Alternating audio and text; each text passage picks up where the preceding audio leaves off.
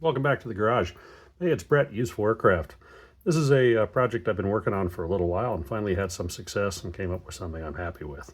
This is a Heltec V4. It's a Meshtastic node that I've mounted on board one of my Useful Aircraft Coyotes.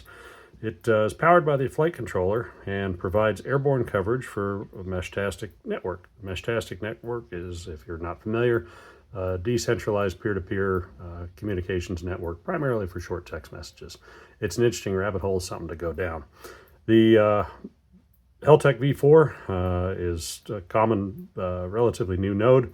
Available means of communication with it typically are either Bluetooth or via Wi-Fi. The Bluetooth connectivity wouldn't work over the distances that I wanted to use when it was airborne in a loiter.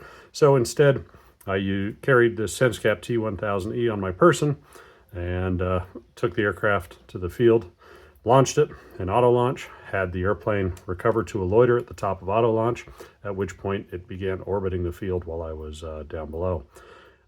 Compared to running the SenseCap on its own, I would have very limited number of nodes that I could reach. However, with the aircraft orbiting overhead at 85 meters, the number of nodes that it was able to communicate with, it just exploded. It was really remarkable to see how the network truly bloomed out, and I was able to send and receive and played some games messaging. The power consumption in cruise, typically my aircraft operate, if you're not incorporating external payloads like this, typical cruise performance I would expect right around 3.5 amps. And again, with a power setup that I use of the 21700's 5000 milliamp hour 4S system, that would give you a flight time of about an hour and 20 minutes or so.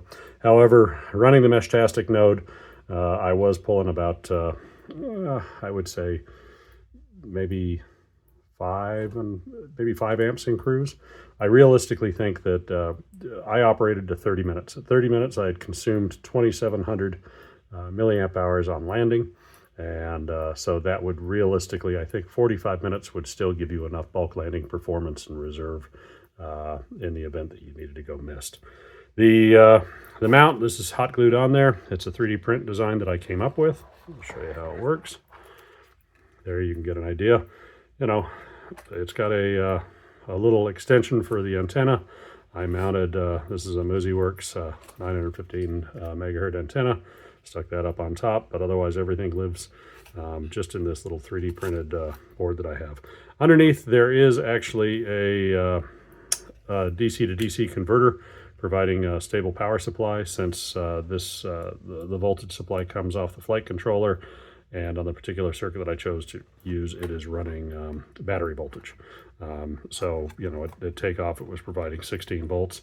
That step down, or that DC to DC converter steps that voltage down to something that the node is happy with. And in doing so, you get some pretty good performance out of it. I mean, in terms of, I was surprised. It's draw at idle sitting on the ground. I've got to do something better with these wirings. This is literally a first draft on this.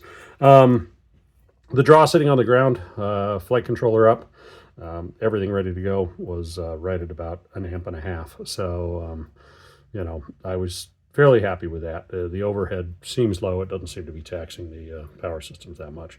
This is running the Cadix Ascent Lite VTX system, you know, for the FPV. So it was kind of nice, even though the airplane sat there for 30 minutes in a loiter, and you really didn't need to have the goggles or anything like that. You know, it's fun to land these airplanes FPV. Worst come to worst, you could always bring it in line of sight. What I'll do is I'll throw on the screen the video. This way you can get a chance to see the departure and a portion of the loiter. But otherwise, that's the extent of it. It was a good flight. I was very happy with it. If this is something you're interested in, please let me know in the comments below. Otherwise, throw the YouTube love and whatnot. The airplane's available as a kit. If something you'd like to buy for yourself, I have them on my website, usefullaircraft.com. Check it out, and if you use a coupon code Meshtastic, I'll give you 10 bucks off. I'd be curious if there's any other nerds this deep into the niche. Appreciate your time. Have a great afternoon.